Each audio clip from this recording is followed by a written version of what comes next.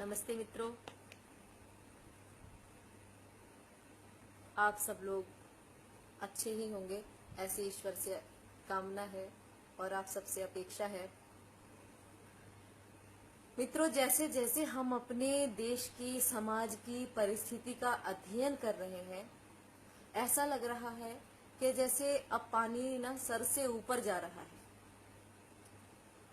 ऐसा लग रहा है कि हम व्यर्थ में ही संभवतः अपना जीवन जी रहे हैं। इतने कुचक्र, इतने षड्यंत्र हमें मिटाने के लिए निरंतर चल रहे हैं। रोज नया षड्यंत्र हमारे सामने उभर कर आ जाता है। कुछ लोग कहते हैं ये बातें गलत हैं, ये कैसा इतिहास है, ये कैसा पढ़ लिया, कहाँ से पढ़ लिया। भाइयों, सबको एक एक रेफरेंस देकर के आगे बताऊंगी समय समय पर, लेकिन अभी मैं आपको केवल इतना जगाने का प्रयास कर रही हूँ कि अगर अभी परिस्थिति हमने नहीं संभाली तो फिर हमारे हाथ में कुछ नहीं लगना। क्योंकि हम तो सोचते हैं कि कोई भी राजा होए हमें क्या हानि, कोई भी बन जाए या फिर सब कुछ राजा ही देखेंगे, ये सब कुछ सिस्टम देख लेगा। पुलिस तो है, सेना है, सारे नेता हैं, इतने बड़े बड़े अधिकारी बैठे हैं, पूरी संसद बैठी है, न्यायपालिका बैठा है, कार्यपालिका है, सारा सिस्टम बैठा हुआ है। हमें क्या करना, हम तो अपना खाएंगे, पिएंगे, कमाएंगे, सब इसमें हमारा जीवन चला जाएगा। लेकिन जैसे जैसे हम अपने विरुद्ध षड्यंत्रों का अध्ययन कर रहे हैं, उसमें पा रहे हैं कि आगे आने वाले समय में हम सुरक्षित नहीं हैं।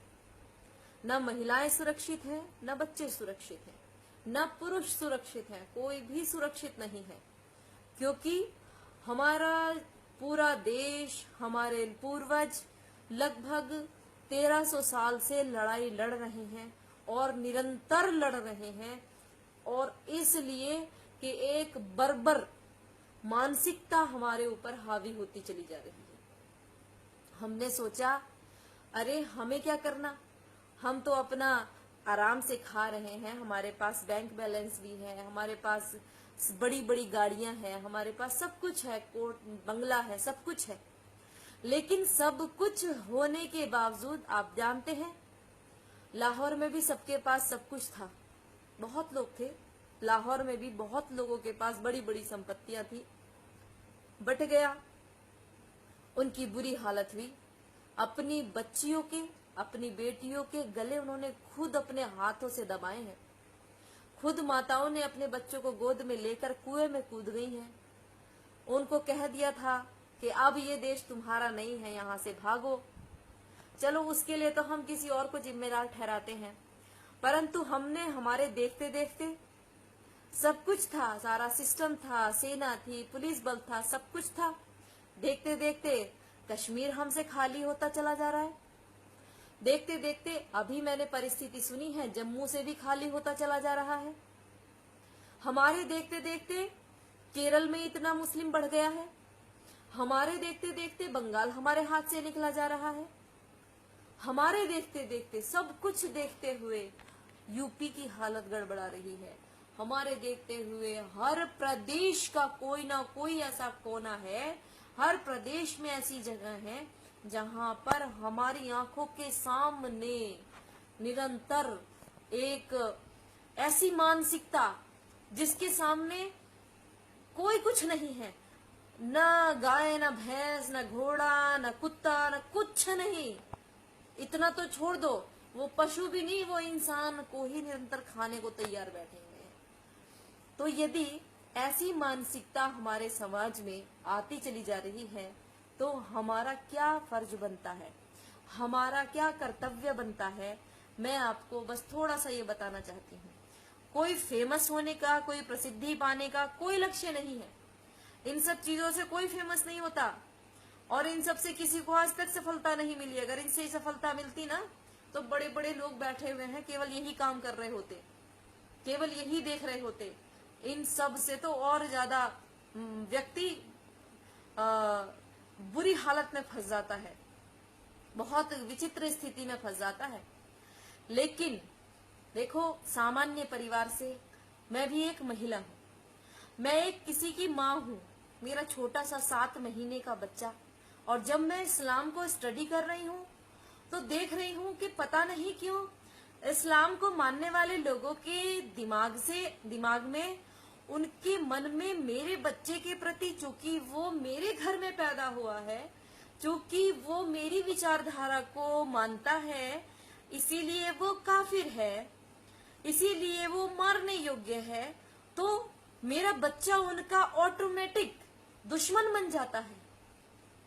और उनका ये फर्ज बता दिया गया है कि अगर आप काफिर को मारोगे तो आप जन्नत में जाओगे। आप इस्लाम से अतिरिक्त जो भी हैं, ये नहीं कि केवल हिंदू, उसमें चाहे ईसाई हो, चाहे यहूदी हो, चाहे सिख हो, चाहे जैन हो, बौद्ध हो, सब काफिर हैं, सब काटने और मारने योग्य हैं।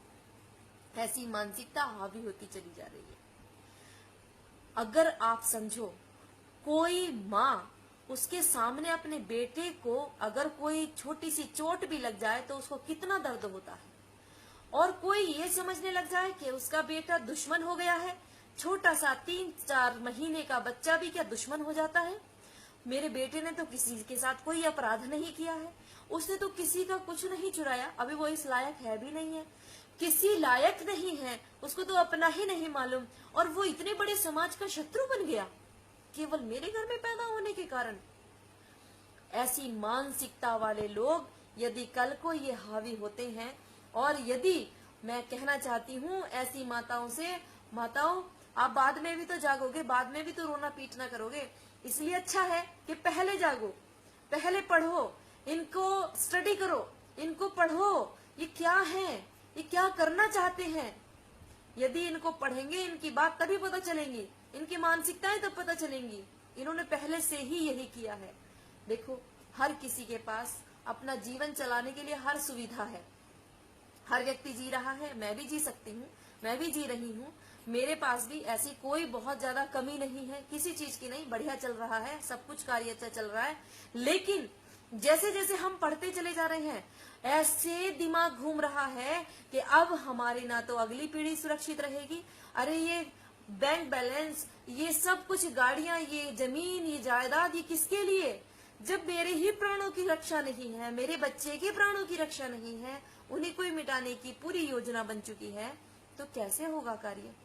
हमारे यहाँ पर सभी लोग ऐसा सोचते होंगे, मुझे लगता है पहले लोगों ने भी ऐसी सोचा होगा कि चलो हो रहा है जो होने दो, हमें क्या लेना, हमें क्या लेना, क्योंकि केरल में हो रहा है और हम लोग यहाँ हैं तो हमें क्या मतलब, क्योंकि कश्मीर में हो रहा है तो हमें क्या मतलब, बांग्लादेश में हो रहा है, बंगाल में हो रहा है तो हमें क्या मतलब, किसी के ऊपर भी अत्याचार हो, हमें क्या मतलब है।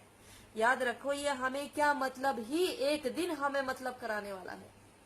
ये ऐसे मतलब कराएगा कि हम लोग एक दिन चीखते चिल्लाते रह जाएंगे और हमारी कोई सुनने वाला नहीं होगा।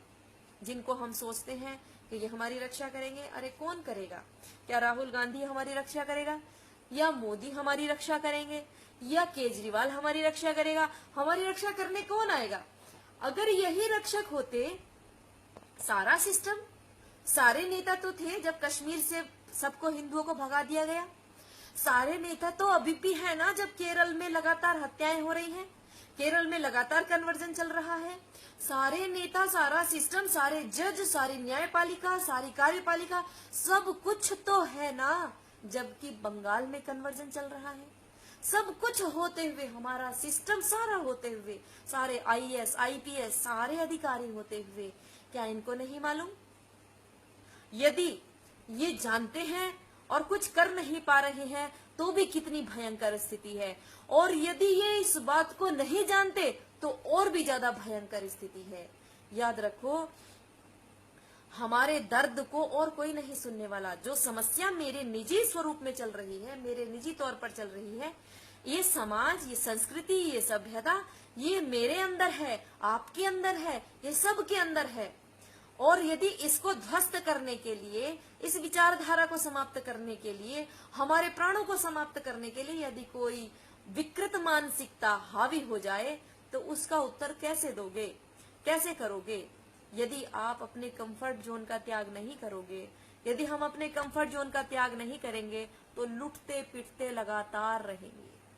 यदि हमारे घर के आगे भयंकर आग लग रही हो और हमने अपने खिड़की दरवाजे सब बंद कर रखे हो और सोच रहे हो हम सुरक्षित हैं, तो याद रखो बंद खिड़की में भी धुआं जरूर आएगा, उसकी आंच जरूर आएगी, और धीरे धीरे यदि आपने उस आग को बुझाने का प्रयास नहीं किया ना, तो वो आग आपकी घर की चपेट में जरूर लेगी, आपके घर को भस्म करके जरूर रुकेगी। आप ये ना सोचिए कि आप सब कुछ आपके पास है। ये जितने भी सुख सुविधाएं हैं ये निरंतर हमारा जीवन तो खा ही रही हैं, और इनके पीछे हम जो अंधी दौड़ लगा रहे हैं उसमें हमारा जो हम समाज को नहीं देख पा रहे, हम अपने राष्ट्र को नहीं देख पा रहे, हम किसी को नहीं देख पा रहे हैं। तो इसीलिए आप सब लोगों को, श्री राम के वंशजों को श्री राम की तरह जीना पड़ेगा। राम ने अपने कंफर्ट जोन का त्याग किया था, युवराज पद मिलने वाला था। अब युवराज पद जिसको मिल रहा हो, जो राजा बनने वाला हो, उसको एकदम कह दिया जाए जाओ जाओ तुम्हें वनवास हो रहा है। बहुत सुंदर वाल्मीकि मुनि ने कहा है, न वनम कंतु कामस्य त्यजतश्च वसुंधराम न मया लक्षितस्तस्य स्वल्पोप्याकार विभ्रमः।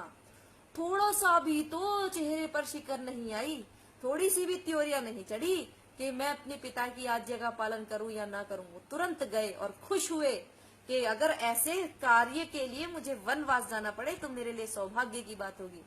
और वन में हर वन में जाकर के देखा कहाँ कहाँ अत्याचार हो रहा है, वहां के लोगों को खड़ा किया, वहां के लोगों को जगाया। देखो हमें भी आज श्री राम के, भले ही हम मंदिर के लिए प्रार्थना कर रहे हैं, आप ये बताइए कि श्री राम का मंदिर बन जाए और हमारे प्राण ही न बचे तो कौन आएगा हमें बचाने के लिए? कौन उस मंदिर को बचाएगा? हमने कितने मंदिर पहले से बना रखे हैं, कितने मंदिर हम लगातार बना रहे हैं। और यदि एक विकार वाले लोग, एक विकृत मानसिकता वाले लोग यदि उन हमें ही नष्ट करने को रखेंगे तो ये मंदिर कौन बचा के रखेगा? तो सबसे पहले तो स्वयं के प्राणों की, अपने बच्चों के प्राणों की रक्षा करनी होगी। और याद रखो, जिसके पास पौरुष होगा ना वही जीतेगा, वही अपने आप स्वयं राजा बनेगा। जंगल में शेर होता है, उसको कोई तिलक नहीं करता, उसको कोई राज तिलक नहीं करते सारे पशु जा करके, भैया से अब तो हमने आपका राज तिलक कर दिया, आपसे आप हमारे राजा हो गए, ऐसे नहीं करता। शेर में इतना शौर्य है, इतना पराक्रम है, इतना तेज है कि वो अपनी शक्ति से सबका राजा है। जिसके पास शक्ति होगी, जिसके पास सामर्थ्य होगी, वो स्वयं राजा हो जाएगा। संस्कृत साहित्य में एक श्लोक आता है इसके लिए कि कोई भी जो शेर है, नाभिषेको न संस्कारः सिंहस्य क्रियते मृगैः विक्रमार्जित राज्यस्य स्वयमेव मृगेन्द्रता। उसकी स्वयं सत्ता से वो राजा है। यदि आपके पास स्वयं का शौर्य नहीं होगा, स्वयं का तेज नहीं होगा, तो आपको केवल सेवक होने के अलावा, आपको मरने पिटने के अलावा और कोई रास्ता नहीं बचेगा। आपके सामने धीरे धीरे मैं वो फैक्ट्स सारे ला करके रखूंगी जो मैंने अध्ययन किए हैं। इस देश में बहुत बड़े बड़े कुचक्र हमें मिटाने के लिए लग रहे हैं। एक कवि ने लिखा था, दे रहा है आदमी का दर्द जब आवाज दर दर, तुम रहे चुप तो कहो सारा जमाना क्या कहेगा। जब बहारों को खड़ा नीलाम पतझड़ कर रहा, तुम नहीं फिर भी उठे तो आशियाना क्या कहेगा। बदतमीजी कर रहे हैं आज फिर भौरे चमन में, साथियों आंधी उठाने का जमाना आ गया है। मत बजाते ही रहो तुम तान वीणा के पुराने, मौत से आंखें मिलाने का जमाना आ गया है। अपने प्राणों की रक्षा करो, अपने बच्चों को बचाओ, अपनी संपत्ति को बचाओ, किसी के भरोसे मत बैठो, स्वयं खड़े हो, स्वयं लड़ो अपने अधिकार के लिए, अपने जीवन के अधिकार के लिए, अपने बच्चों के जीवन के लिए। धन्यवाद।